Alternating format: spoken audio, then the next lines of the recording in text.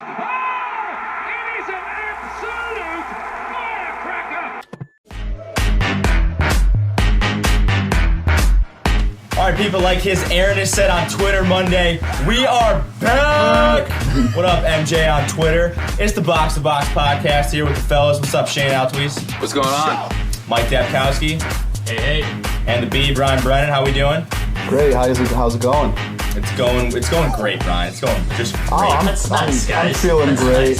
Everybody's friendly. It's gonna get weird in a second, but you know what? As always, check us out at the Box to Box Show on Twitter and the Box to Box Show at gmail.com. Questions there. We'll try to get to everyone you guys want to hear. First thing, Especially I know Buck Nasty. What's up, Buck Nasty? Shout out. I just want to bring up first off, we kind of were disrespectful to El Clasico in the podcast last weekend. It got what it deserved. We got a little backlash on YouTube. Maybe rightfully so. I just think we all thought it was overrated because they just play so many times. Anyway, Real wins 3-1. The game is what it is. I think what's more interesting and what we want to talk about is, can we finally put this who's the best player in the world debate to rest? Shane, I'll have you start. Yeah, I think for the time being, this debate is kind of done. I think if Ronaldo doesn't win the Ballon d'Or this year, it's kind of a joke, and it just kind of shows that FIFA really stands behind Barcelona with everything. And I think it's just this.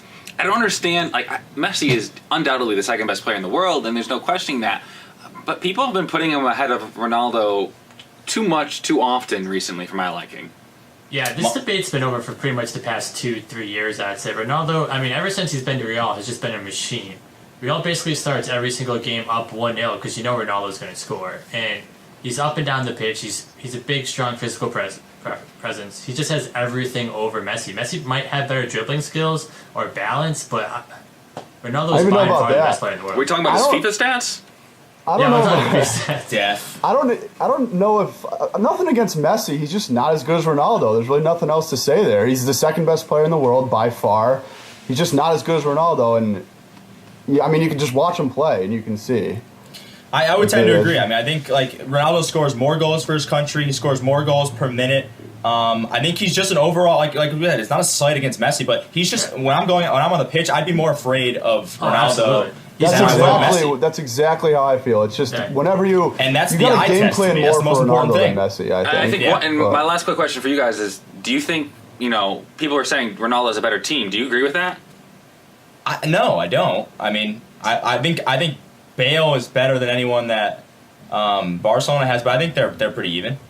I think Real's the better team just because Toni Kroos, Luka Modric in the midfield team, they were backing them up. I think their midfield is a class above. Even though they have Iniesta and Xavi at Barcelona, I'd much rather take Real's midfield. All right. Well, I think we could. I think Real's better as a squad, but you put Ronaldo on any team in the world, they're going to be better than if you put Messi on that team instead of him. And he's proved it in 2 leagues. He's proved that he's awesome in 2 leagues, whereas obviously, I mean, I know Messi hasn't had a chance to, but he's only been in 1 league, so.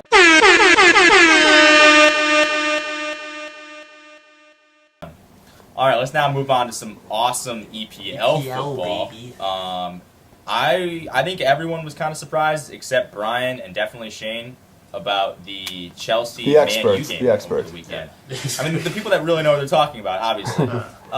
But 1-1 draw, and I'll say this: I didn't expect that from Man U. I thought they were going to get blown out, even though Chelsea was down a couple strikers, Remy and Costa. But my boy Drogba with a beautiful goal. But RVP ties it up in extra time, and it's a 1-1 draw. Could I just say, A, we should start calling him Silver Fox immediately. Okay. And 2, how the mighty have fallen. You know Manchester United is not the same when they're celebrating a home draw against Chelsea like they just won the Premier League. That's true. Shane, I will pass the ball to you. A lot of people have been commenting on the way we've been celebrating. It's like, Manchester United shouldn't be celebrating a point at home. But, it's got to all be relative. And I know how successful the club has been over the past, 2 decades. It puts it into some different kind of scope. But, this is a team that lacked confidence all through last year. And, to see the joy that they showed following, just getting a point and to, that truly means something. That's something they can carry over not only into the derby coming up this Sunday, but really into the rest of the season. It's something for them to build upon. yes, Chelsea was shorthanded, but so was Man United to a certain extent without Ramadal Falcao, Phil Jones, and Wayne Rooney all not able for service. I think at the end of the day, good point for United, despite it still being at home. Yeah, but the only thing I want to talk about, really the only thing that mattered to me throughout the whole game was that Cesc Fabregas RVP handshake in the beginning tunnel. Mike's boy. Did anyone else shed a tear? Because I know I was crying a little bit. I just wanted to throw that out there. I was happy because of just what it meant for you. Kind of ruined my head a little bit. They both burned an Arsenal jersey before the game, I heard. All right, so I want to ask you guys a question, and this is going to be hilarious because I don't think it's going to happen, but what are the percentage chance that Chelsea goes unbeaten this year? Unbeaten? 0. They're not going to do it. There's too much depth in their Premier League. There's no 0%. Chance they do it? Chance. There's a chance. There's always a chance. There's always saying there's a chance. Okay, fine. 1% chance they do it, but it's not. There we go. You think What's they all are. this? You talked him into it. Whatever, dude. What's all this? 20, you don't speak 20%. in absolutes, I guess. Don't speak in absolutes. All right, so. Shane, what do you The think? way every other team is playing in the EPL, 20%. Besides maybe Southampton. All right. Relatively high, Shane. I'm going to go even a little bit higher. They've taken 2 hard points away from Manchester with both blue and red.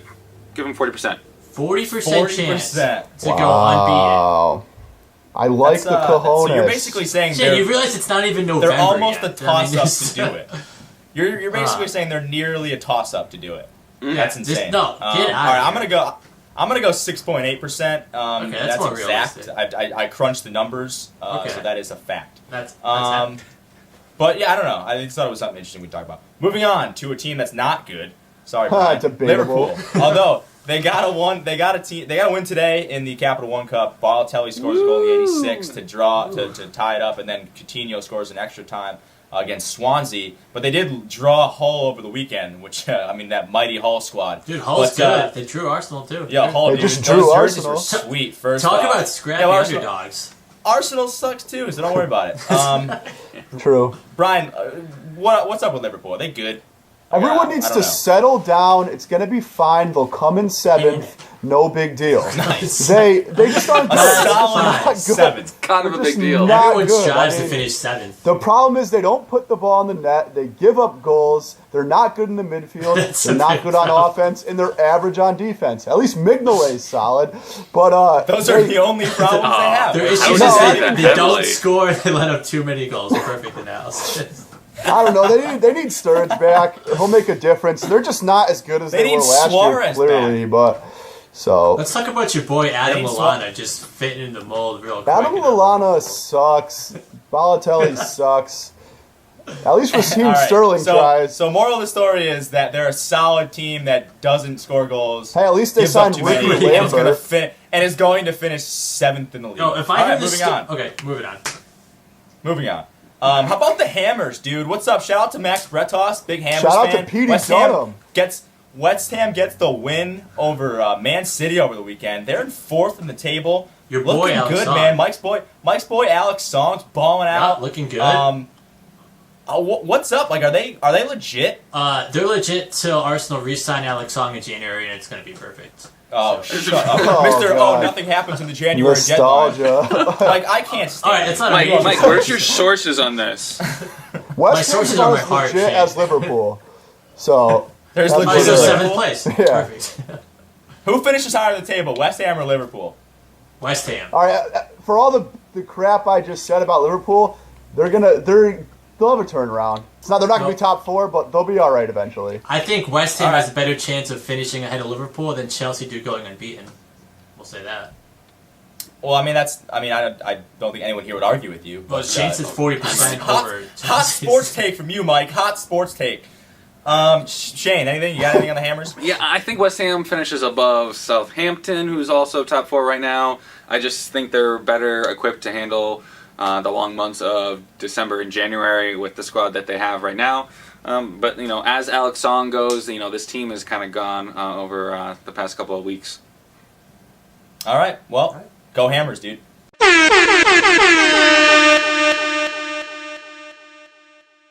All right, we're going to switch it up a little bit here and get to our pick segment. We got the top 3 games of the weekend, 3 different leagues. Let's start off with Shane's boys going to Man City this weekend. Man U at Man City. I guess you could say Man U's riding a little bit of an emotional high. Man City off of a loss. Shane, what's your prediction? I actually feel less confident this week as I did the post last week about getting a point from this one. But I'm hoping that we can ride the roller coaster and pull out a 2-2 draw in this one. Brian. I'm going 3-1 Man City. No, Man United. Man United 3-1. The turnaround starts now. Wait, did you just pull the okie doke on us right there? Everyone looks left, I go right. 3-1 Man United. 3-1. That's a bit ridiculous. All right, Mike, what do you think? I feel like Mike's well, 0-0 draw. Arsenal's not playing, There's no European game for Man City this time, so they're going to come out roll out just fine. I think 2-0 to Man City is a good prediction. Is this the best rivalry in the EPL? Really quick, yes or no? No, Arsenal-Tottenham. Oh my God. Okay. Jeez. No. I'm done with this. No. podcast. Yeah. All right. You know what, Mike? You ruin it for everybody. You ruin everything. I'm sick of it. Next. My dude's Roma traveling to Napoli. Mike, why don't you kick us off here? Because you're just a hater. I'm going to go Napoli 2-0 just because I hate you, Steve. So we'll go on with that. There we go. Okay, other than the stars on Napoli, name one player. Other than who? The stars on Napoli, name one player. Why would I want to do that? All right, you're done. Done. Doesn't count. Go Ken Inler. Who's winning? Bro, Balde Kaita, get ready for it. I would say Inler's your star. Balde Kaita plays for Lazio. Damn it. It's You're right. Kaita, but no, close enough. Well, I thought we said Lazio plays. One of the Kaitas. One of the Kaitas. I'm going Roma. They're beat up. They're beat the up. Kaita plays for Roma. Mistakenly calling out a defensive midfielder. All right, we're just going to move on. This has been terrible. Shane. Dude, Roma all the way, Forza. What's up, Forza Roma? Obviously, I'm picking them. Forza Brian, Milan, bro. You called a backup defensive midfielder out, so good for you. Awesome stuff. You know more than Mike does. Balde's not, dude. He's a left winger. Grow up. Final big game of the weekend. Bayern at home against BVB. BVB's been terrible in the Bundesliga. Is there anyone who thinks that BVB is going to win this game? Right here, baby. Hands up. Hands up. So you sort of split, so huh? dumb. Don't feel any good anymore now that I'm agreeing with Brian, but BVB is going to come out firing this game. Over here.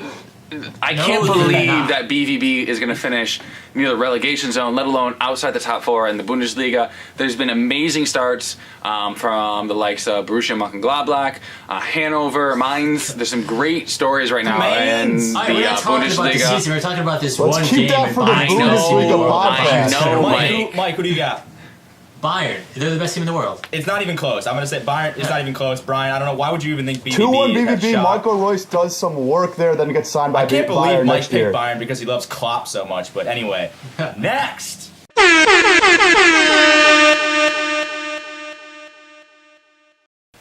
All right, guys, so it came to my attention that I did not give a pick for the Manchester Derby. I'm saying 1-0 City. That's my bad. I was afraid. I was just afraid. Nobody tough matchup. I don't cares. want to make picks. Anyway, nobody cares. It's time for everybody's favorite segment, Dummy Runs! What's good? All right, let's lead off. Brian, you're up first. FC Porto. Everybody know.